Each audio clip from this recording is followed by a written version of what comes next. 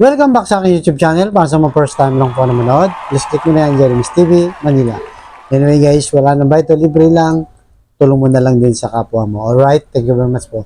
Sa topic natin po today's video, kakamping na si Laila de Lima, pinuri at tinawag na blessing si PBBM. Yan guys, yan ang mainit na balita na nilabas na statement nitong si dating Senador Laila de Lima. So, alam naman natin guys, open book to, di ba?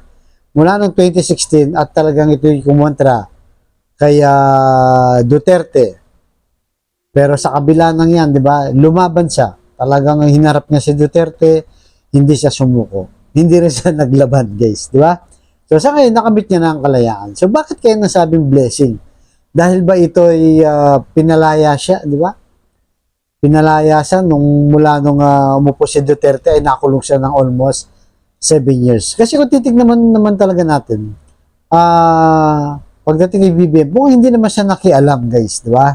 Unang-una wala naman sa kinalaman sa pagkakulong ni De Lima. Pangalawa, siyempre siya na yung bagong umupo, may sarili siyang policy dapat. So siguro nakita ni Senator Laila de Lima na iba, di ba? Sinabi naman niya ganyan guys, na iba yung administrasyon ni BBM, malayo kay Digong. But anyway guys, panoorin muna natin yung actual na video. Pasok, Senator Laila. Today is clear. Under BBM, we are given the opportunity to make use of the democratic space in transition from the authoritarian regime that was Duterte's. This is our breathing room from the 7 years of nightmare that we thought was all over in 1986 and never to return again. But it did, and it exploded like a bomb in our country, dividing the progressive forces, the elite, the middle class, and our families under extended family culture. In short, the Duterte regime was a kind of social disruption to the max. It was a complete break from the social norms that we got used to and we thought were acceptable to a people so historically destitute in their lives that they were ready to reject everything that we thought was decent in our society in exchange for something that promised change for better or for the worse. There is no assurance that our people in their search for genuine social transformation will not fall for the same smoke and mirror show of another populist local warlord. After 2016, this is the danger that always awaits our society. For the elite, therefore, Marcos is a blessing. He brought the rent-seeking order back to its favored normal and stable character, where everyone in the system gets a chance to partake of government largesse. So yun guys, napanood nyo, di ba? Talagang ang sabi niya, BBM is a blessing. Sabi nga niya, from authoritarian government, mula nga kay Duterte, papunta kay BBM. So nakita siguro niya yung demokrasya. At nakita naman natin yan guys. Yung panahon ni Duterte talaga, maraming natakot. Di ba? Maraming natakot. Pressman yan, mga politiko man yan. Basta pag kinalaban mo siya, babalikan ka talaga. Pero ito si talagang bilib tayo kay Senator Laila de Lima. Bagamat di natin siya sinuportan guys noong 2022 dahil alam naman natin na medyo napaniwala rin tayo, di ba? Sa mga nangyari sa kanya. Involved siya sa drugs, dilawan siya, at naging kakamping. Pero siyempre, ina-analyze natin lahat yan. At yung 2022 election, nung nakita natin, na nangyari na nga yung team unity, di ba? Yung Duterte at Marcos, na ngayon ay talaga nawasak na. Maraming magtataka nun, di ba? Kung titignan naman natin, guys, di ba? Kung titignan natin yung nakaraang eleksyon, pag tinignan mo naman yung kandidato ni Lenny, wala naman siyang corruption, di ba? Mukhang okay naman siya sa palakad. Bagamat, kahit ako, hindi ko rin naman siya sinuportan. Alam niyo naman, case ko tayo, di ba? Alam natin nung nangyari at nanalo na si Marcos, wala na talagang sila nanalo. Parang nawala na ng pag-asa ang bayan. Pero sino mag-aakala, di ba? Sino mag-aakala na ang Team Unity ay mawawasak bigla? At ngayon parang lumalabas yung tinatawag ng mga DDS na pulawan na mga Marcos tsaka mga Dilawad ay mukhang magkasama. Di ba? Mukhang pareho na ng pinaglalaban. Ano yun? Una-una sa usapin ng West Philippine Sea. Pareho yung pinaglalaban. Siyempre, kahit sino naman siguro, di ba? Maliban sa DDS. Tayo gusto natin talagang anti-China tayo dahil hindi natin sinusuportan yung pag-agaw nila ng teritoryo. Pangalawa, yung war on drugs. Ayaw din nilang pareho yun. Di ba? Kaya siguro nagkakasundo. Pangatlo, yung ICC.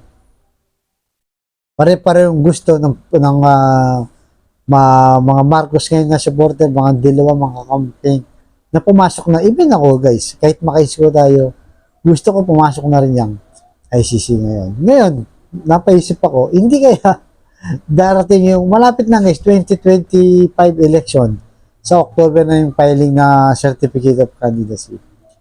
Hindi kaya pag lumapit na yung lalo yung election na yan, ay sila na yung magiging unity. Parang hindi malayong mangyari, di ba? Yung dati nag-aaway na bata pa lang tayo, naririnig na natin yan. Marcos Aquino, di ba? Dilaw at pula, nagbabangayan, walang tigil ng bangayan. Ito nga ba yung paraan, di ba? Kung kaya't nasira talaga yung team unity ng Marcos Duterte. Dahil talaga papunta dito yung team unity, na totoong team unity siguro. Kung sakali di lang natin alam kung ano ko lang to, opinion ko lang to. Kung yan na magkampiyan kaya ngayon, at ang mapapahiwalay ay mga Duterte, parang ganun ang lumalabas ngayon guys. Nakikita nyo ba yung ano? Kasi ngayon na lumalabas, Duterte, Kibuloy Parang nahihiwalay sila dahil inaatake nga nila, di ba? Yung Kongreso at saka yung Senado. At lalo-lalo na, si President BBM. At talagang pinapangalanan siya. Sabi ni Kibuloy, akala ko matino ka, First Lady, Martin Romualdez, bumaba na ka sa pwesto. Ganon din, di ba? Si Duterte, sa kambangag, drug addict ka. Ang sabi ni Baste, bumaba ka sa pwesto. Pare-pareho lang ang kanilang mga sinasabi na pangontra dito kay BBM. Kaya the more na lumalayo yung Duterte, mukhang lumalapit ngayon ng Dilawan, di ba? Hindi natin masabi guys, lalo na papalapit na yung midterm election. Maalay mo, kontakin din si Isko, di ba? Magkaisa talaga sila. So, abangan natin. Posibleng mangyari yan. Posible. Alam naman natin sa politika sa Pilipinas, walang permanenteng kaaway, wala rin permanenteng kaibigan. So, baka nga ito yung paraan para magkasundo na yung Marcos at Aquino o mga Dilawan at Pulaan. Dahil hindi na tayo nakamove on dyan. Naging problema natin mula nung nagkaroon ng people power na ngayon ay bukas ang anniversary at magkakaroon yata ng mga rally-rally dyan na tingnan natin guys bukas sabi ng mga Duterte prayer rally daw pero nung nakaraang prayer rally nila di ba sa Davao nakita natin umulan ng mura, umulan ng panlalait at panginsulto kay BBM. Mangyayari kaya bukas. Kaya abangan natin bukas. Maraming posibleng mangyari. At syempre, yung anniversary ng nandyan naman sila sa Ortigas. Tingnan natin guys. Monitor natin tapos i-update ko kayo. So, kayo guys, ano sa tingin nyo? Ito na ba ang tunay na unity? Dilaw at saka pula? At magiging etsapera na ang Duterte? Malaya kayong mag-comment. So, abangan natin. Medyo, tingnan natin. Mukhang yan ang nagiging development ngayon sa larangan ng politika. Alright guys, nandito lang po. Abangan nyo sa susunod kong vlog. Thank you very much.